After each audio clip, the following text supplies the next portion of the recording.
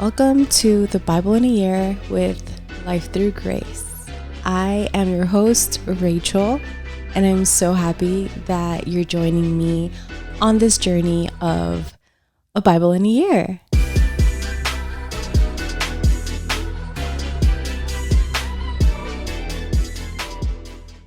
Welcome to day 22.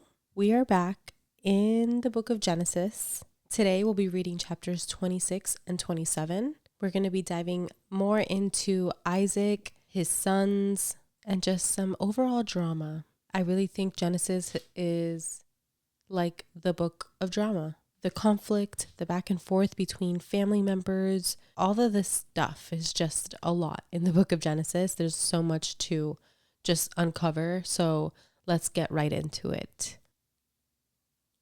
The book of Genesis, chapter 26. The promise reaffirmed to Isaac. There was another famine in the land in addition to the one that had occurred in Abraham's time. And Isaac went to Abimelech, king of the Philistines, at Gerar. The Lord appeared to him and said, "Do not go down to Egypt. Live in the land that I tell you about. Stay in this land as an alien, and I will be with you and bless you.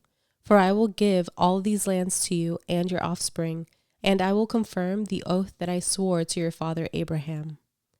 I will make your offspring as numerous as the stars of the sky. I will give your offspring all these lands, and all the nations of the earth will be blessed by your offspring, because Abraham listened to me and kept my mandate, my commandments, my statutes, and my instructions." So Isaac settled in Gerar. Isaac's deception. When the men of the place asked about his wife, he said, "She is my sister," for he was afraid to say, "my wife," thinking, "The man of the place will kill me on account of Rebekah, for she is a beautiful woman." When Isaac had been there for some time, Abimelech, king of the Philistines, looked down from the window and was surprised to see Isaac caressing his wife, Rebekah. Abimelech sent for Isaac and said, "So she is really your wife? How could you say she is my sister?" Isaac answered him, "Because I thought I might die on account of her." Then Abimelech said, "What have you done to us? One of the people could easily have slept with your wife, and you would have brought guilt on us." So Abimelech warned all the people, "Whoever harms this man or his wife will certainly be put to death." Conflicts over wells. Isaac sowed seed in that land, and in that year he reaped 100 times what was sown. The Lord blessed him, and the man became rich and kept getting richer until he was very wealthy. He had flocks of sheep, herds of cattle, and many slaves, and the Philistines were envious of him. Philistines stopped all the wells that his father's servants had dug in the days of his father Abraham, filling them with dirt. And Abimelech said to Isaac, "Leave us, for you are much too powerful for us." So Isaac left there, camped in the Gerar valley, and lived there. Isaac reopened the wells that had been dug in the days of his father Abraham, and that the Philistines had stopped up after Abraham died. He gave them the same names his father had given them. Then Isaac's servants dug in the valley and found a well of spring water there. But the herdsmen of Gerar quarreled with Isaac's herdsmen and said, "The water is ours." So he named the well Essek, because they argued with him. Then they dug another well and quarreled over that one also. So he named it Sitnah. He moved from there and dug another, and they did not quarrel over it. He named it Rehoboth, and said, "For now the Lord has made space for us, and we will be fruitful in the land." The Lord appears to Isaac. From there he went up to Beersheba, and the Lord appeared to him that night and said, "I am the God of your father Abraham. Do not be afraid, for I am with you. I will bless you and multiply your offspring because of my servant Abraham."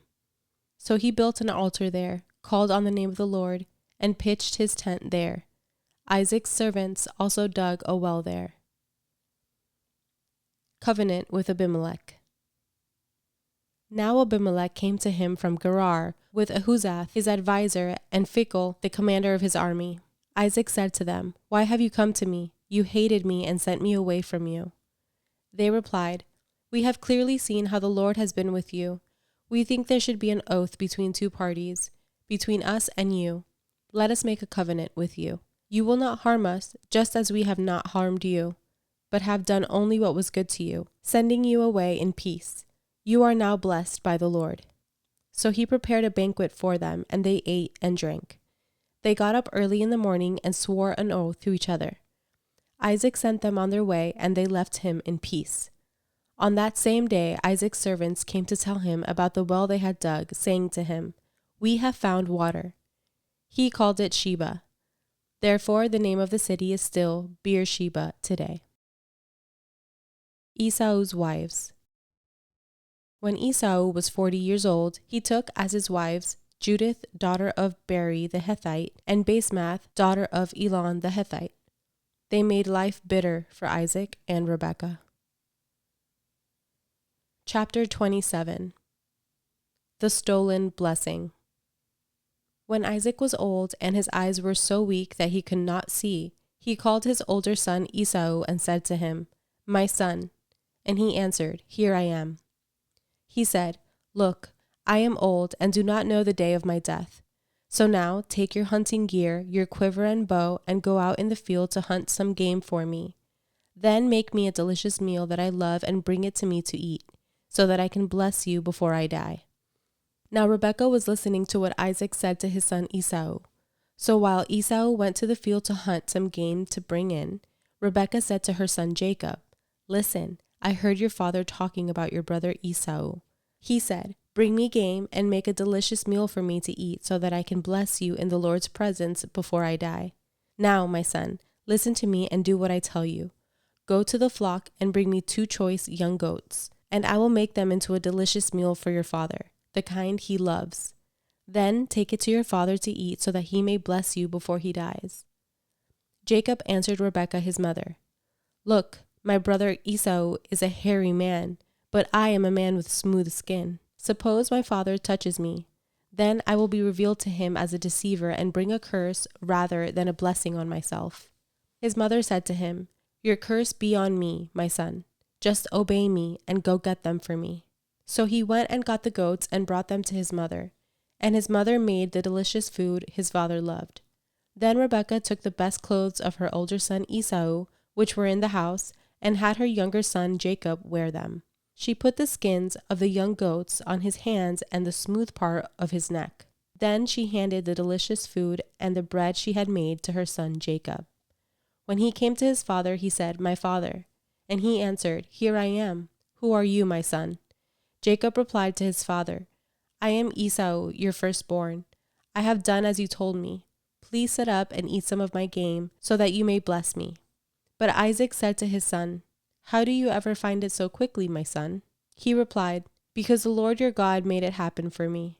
Then Isaac said to Jacob, "Please come closer so I can touch you, my son. Are you really my son Esau or not?" So Jacob came closer to his father Isaac. When he touched him, he said, "The voice is the voice of Jacob, but the hands are the hands of Esau." He did not recognize him, because his hands were hairy like those of his brother Esau. So he blessed him. Again he asked, "Are you really my son Esau?" And he replied, "I am." Then he said, "Bring it closer to me and let me eat some of my son's game so that I can bless you." Jacob brought it closer to him, and he ate. He brought him wine, and he drank. Then his father Isaac said to him, "Please come closer and kiss me, my son." So he came closer and kissed him. When Isaac smelled his clothes, he blessed him and said, "Ah, the smell of my son is like the smell of a field that the Lord has blessed. May God give to you, from the dew of the sky and from the richness of the land, an abundance of grain and new wine.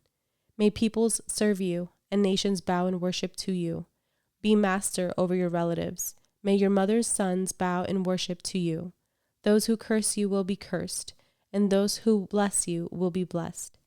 As soon as Isaac had finished blessing Jacob and Jacob left the presence of his father Isaac, his brother Esau arrived from his hunting. He had also made some delicious food and brought it to his father. He said to his father, "Let my father get up and eat some of his son's game, so that you may bless me." But his father Isaac said to him, "Who are you?" He answered, "I am Esau, your firstborn son." Isaac began to tremble uncontrollably. "Who was it then?" he said. who hunted game and brought it to me. I ate it all before you came in, and I blessed him. Indeed, he will be blessed." When Esau heard his father's words, he cried out with a loud and bitter cry and said to his father, "Bless me too, my father." But he replied, "Your brother came deceitfully and took your blessing."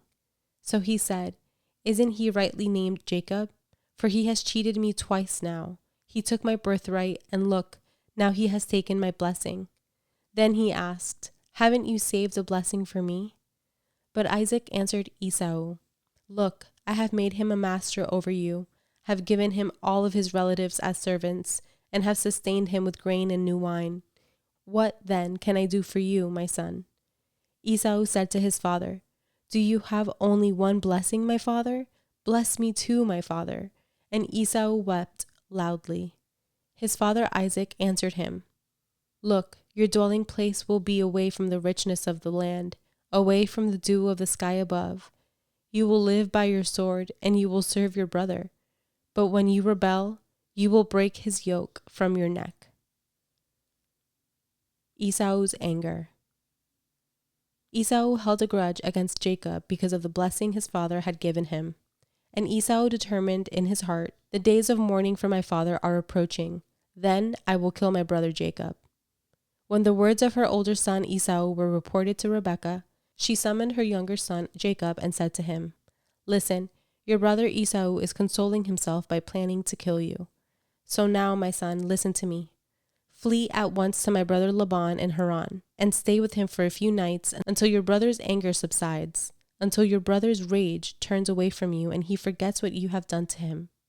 Then I will send for you and bring you back from there. Why should I lose you both in one day?" So Rebekah said to Isaac, "I'm sick of my life because of these Hethite girls. If Jacob marries someone from around here, like these Hethite girls, what good is my life?"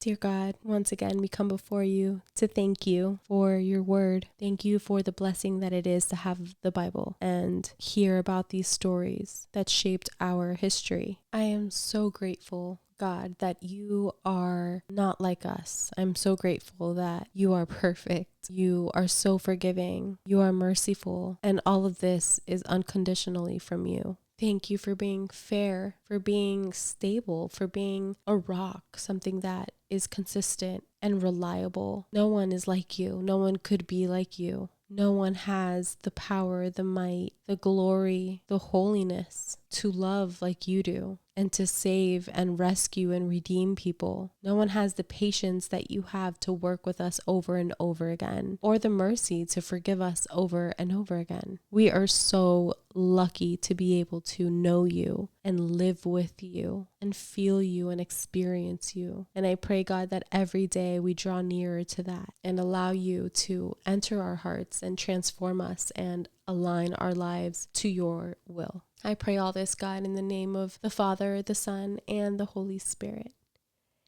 Amen. I feel like every single time after I read and I pray, I'm like, whew. Because, man, the Bible packs a punch. And this was just 2 chapters. But so much happened and there's just so much in it. We can briefly go over it, but again, like I always suggest, guys, you should have your alone time with your Bible too. Outside of this podcast, outside of church or anything else, you should have your alone time. Or the Aura app as well. That is a really good resource to sit down with and just go through different verses and see what the exegesis is for all these different things so that you can just have more understanding. There are always going to be things that we may not cover in the podcast that are still a question mark for you. There may be things that someone said that didn't make sense, or maybe it made sense and you just didn't like it. And I encourage you to lean into those things so that you can understand them more. Remember when we said that God is always good, the word of God is always good. So even if what we're seeing or hearing doesn't seem good, let's dig deeper until we find the goodness. So let's go over what we read today. So chapter 26. Once again, we hear God reaffirming the promise to Isaac. the same promise that we heard him reaffirming to Abraham over and over again. And then we see Isaac do the exact same thing that Abraham did to Abimelech, where he had his wife say that she was his sister instead of his wife, out of fear of losing his wife because his wife is so beautiful. Man, am I looking forward to meeting these women in heaven. I am very curious to see what they look like. But it's interesting to see the same mistake happening over and over again. I think that one of the things that I have learned that we will eventually read also is that the Bible talks a lot about retelling your experiences with God or the miracles that you've seen to the younger generation. This is the way that they learn from us, and also the way that they remember the power and the might of God. And so this is kind of a reminder of that, because I am thinking maybe Abraham didn't relay that story that happened between himself and Sarah and Abimelech to Isaac. Had he done that, maybe Isaac would have learned that lesson, not have repeated it. Either way, we see that both times Abimelech treated them both very fairly. Yeah, he called them out, but he didn't do anything evil or spiteful against them. So we see Isaac gets extremely blessed. He is super prosperous and fruitful, but then we also see that the Philistines feel some type of way about it. They tell him that he has to go. They're basically saying, like, you're richer than us, dude. Like, you don't belong here anymore. You got to go. You're way more powerful than us because you have more wealth and possessions, and we can't have that. So you got to go. And so he goes, and we see that now people are just fighting with him over the wells that he is digging up, until eventually he digs one up that no one wants to fight him about. And he's like, okay, finally, I found a spot for me. So the very next thing is the Lord appearing to Isaac. And I find this to be very interesting. I feel like we're going to see this a couple more times too. So the Lord appears to Isaac and again reaffirms the promise again. And Isaac decides to build an altar there and pitch his tent there. And I find that interesting because I feel like when people in the Old Testament have an encounter with God, they create like a landmark or some sort to represent that encounter and that experience. And what called out to me in this specific instance is that he also pitched his tent there, and they dug a well there. They were like, oh, this is where the Lord was. This is where I want to be. This is where I want to stay. And that's beautiful to me. Then we see Abimelech come back and be like, all right, I see that the Lord is still with you. And I think that it's just better that we just come into an agreement that you're never going to come against us, because we basically want to make sure that we're always on your side. And so they come into that covenant and they go into that oath together. But then chapter 26 ends with this random bit of knowledge about Esau's wives. It says that they made life bitter for Isaac and Rebekah. The footnote for me next to bitter in my Bible says they became bitterness of spirit. And yikes, that's all I have to say about that right now. I would hate to go down in the Bible as someone who made anyone's life bitter.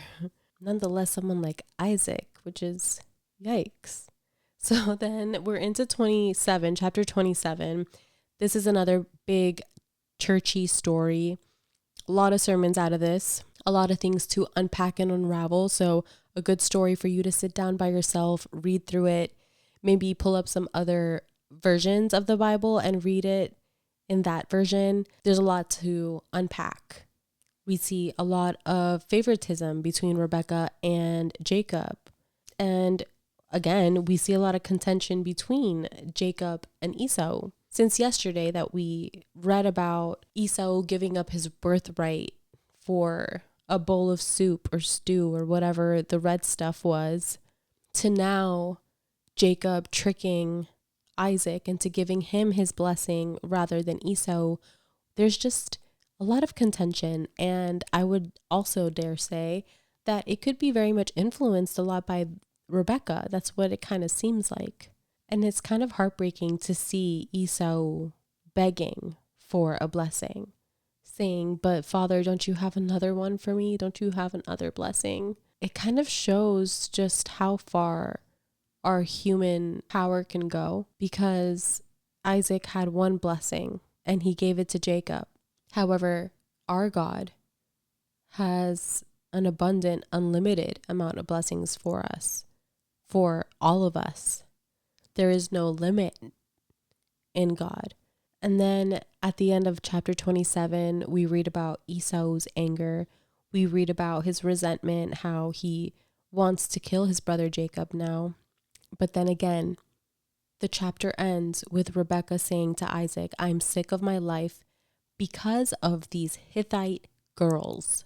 If Jacob marries someone from around here like these Hittite girls, what good is my life? Man, these Hittite girls, what are they doing? And I'm starting to think that this can also be a reason why Rebecca ends up favoring Jacob more. Maybe that's why she wants and prefers Jacob to be blessed over Esau, because she's just so unhappy with what Esau has brought into their lives and into their home. But from a bird's eye view, I have to say that these stories kind of normalize, or not normalize, but it makes it relevant to me because I also have drama in my family.